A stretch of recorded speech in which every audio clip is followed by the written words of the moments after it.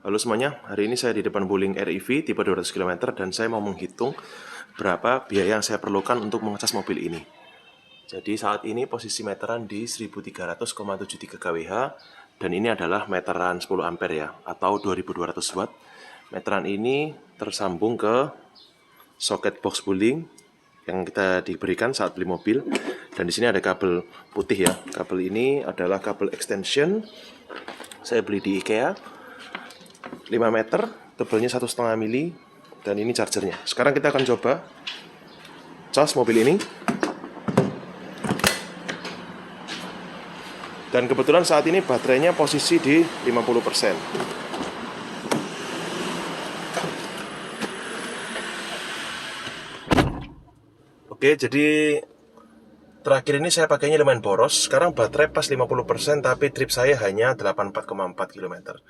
Sekarang saya akan tinggalkan mobil sampai mobilnya ini full, dan saya pengen tahu ya, kita habis berapa kWh. Dan satu lagi, untuk daya listrik yang dikonsumsi charger Wuling ini sebenarnya hanya 8 ampere ya. Di sini saya akan masukkan kode 47 dan kelihatan ya, konsumsinya 1700 sampai 1800 watt. Oke, jadi sekarang baterainya sudah penuh 100% dan sekarang kita cek ya, meteran PLN-nya berapa. Saat ini posisi di 1290,70 kWh ya. Jadi sudah berkurang cukup banyak. Lebih banyak daripada kapasitas baterai itu sendiri. Sini kita bisa lihat ya, lampunya nggak berkedip. Artinya sekarang tidak ada pemakaian nol. Walaupun semua ini masih tersambung ya. Jadi ini posisinya masih menyambung. Dan untuk charger saat ini lampunya nyala warna hijau, yang artinya sudah penuh ya. Di sini sebenarnya ada artinya nih, green light, always on, charging complete. Oke, jadi sebelum kita masuk ke hitung-hitungan lebih detail, di sini saya mau tunjukkan kalian kalau saya sebenarnya juga ada colokan di tembok yang ikut rumah utama. Itu bisa 10 ampere, namun saya memutuskan untuk memasang meteran terpisah karena menggunakan meteran ini hitungannya lebih murah ya, lebih irit. Jadi untuk meteran ini yang kalian perlu tahu, saat kalian beli mobil kalian dapat socket box dari Wuling. Nah, socket box ini tanpa kabel datangnya. Jadi kalian tetap perlu beli kabel ya. Di sini saya pakai kabel 2,5 mili, isi 3. Kalian perlu kabel mungkin sekitar 2 meter ya. Jadi dari sini, dari dalam sini masuk ke meteran PLN ya. Jadi ini kabel yang saya beli. Nah, kemudian yang kalian perlu juga yaitu grounding ya. Jadi karena ini cukup kecil dayanya 2200 watt, kalian perlu beli kabel grounding sendiri dan tiang tembaga grounding yang nanti bisa mungkin kalian pasang ditanam di rumah ya. Kalau saya sih saya pakai di tanah, jadi posisinya dari sini groundnya akan naik. Oke, jadi kabel groundnya nanti akan tersambung ke sini. Kebetulan di rumah saya benar-benar tanam di tanah yang basah, jadi tiang tembaganya ditanam 1,5 meter ke dalam tanah ini, dan karena ini basah, menurut teknisi saya ini kualitas groundnya lebih baik. Oke, jadi sekarang kita akan hitung-hitungan lebih detail ya. Jadi pada hari ini mobil Wuling REV saya 200 km, start dicas posisi baterai 50%, yang artinya secara teori baterainya ini ada di kapasitas 8,65 kWh. Saya cas sampai full 100% dengan teori kapasitas 17,3 kWh. Itu artinya ada pengisian sebanyak 8,65 kWh. Oke, jadi ini yang di mobil. Kita lanjut ke meteran PLN.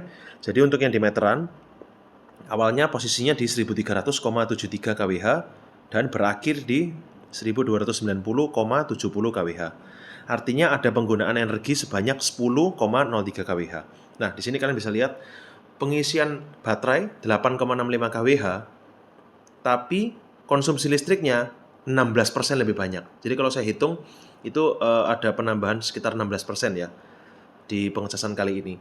Dan jujur, ini bukan kali pertama saya ngecas. Ada beberapa kali yang saya coba hitung itu bisa sampai 18%, bahkan ada yang sampai 21%. Ini yang perlu kalian perhatikan kalau kalian belum pernah pakai mobil listrik dan kalian mau coba hitung-hitungan. Karena banyak orang yang berpikir bahwa mengisi energi itu sama ya seperti mobil bensin. Kalau pakai seliter, ngisi seliter. Nah, kalau untuk mobil listrik agak sedikit berbeda ya. Sekarang kita coba lanjut ke hitung-hitungan harga. Jadi meteran yang tadi saya pakai, meteran R1 2200 VA atau 2200 watt, itu harga dasarnya dari PLN tarifnya Rp1.444,70. Tapi kalian jangan lupa, kalian juga harus bayar BBJT, pajak barang jasa, itu 10%. Artinya, per kWh saya harus bayar Rp1.589,17. Oke, tadi mungkin kalian ingat kalau di video saya ada sebutkan bahwa di rumah saya juga ada kategori listrik yang lain. Nah, saya akan coba tunjukkan kalau kategori yang lain ya. Jadi kalau kategori R3 di atas 6.600 watt, itu tarif dasar dari PLN Rp1.699,53. Tapi kalian kena PPN 11% plus kena lagi pajak barang jasa 10%. Jadi totalnya saya ini kena Rp2.056,43 per kWh untuk meteran yang di rumah saya R3 10.600 watt ya. Nah, jadi jika kalian coba bandingkan, selisihnya lumayan banyak ya, selisih 29% lebih antara harga yang saya bayar per kWh dari kategori R1 2200 VA dibandingkan dengan kategori R3 10.600 VA. Nah, ini artinya jika kali kita mau hitung ya, tadi saat saya mengecas saya menggunakan energi sebanyak 10,03 kWh. Sekarang kita kalikan saja. Jadi kalau saya pakai meteran 2200, saya menghabiskan Rp15.939,37. Yang artinya ini kalau saya pakai kendaraannya sepanjang 84,4 km, jatuhnya per kilometer adalah Rp188,85. Sedangkan kalau pakai meteran yang R3, saya kalikan penggunaan energi 10,03 kWh dengan harga yang saya bayar, jatuhnya maka lebih mahal lumayan banyak. Pengecasan kali ini akan menimbulkan biaya Rp20.625,99. Jika dibagikan perjalanan saya 84,4 km, maka jatuhnya per kilometer saya harus bayar Rp244,38. Nah, di sini kalian bisa bandingkan ya antara dua meteran yang berbeda, tarif dasar dan lain-lainnya ini ada perbedaan sekitar 29%. Dan sekaligus ini juga mematahkan mitos-mitos yang saya kadang baca di artikel di internet ya. Punya mobil listrik, Wuling misalnya, dia langsung hitung 17,3 kWh dibagi 200 km, kemudian dikalikan tarif dasar PLN, belum kena BPJT dan lain-lain.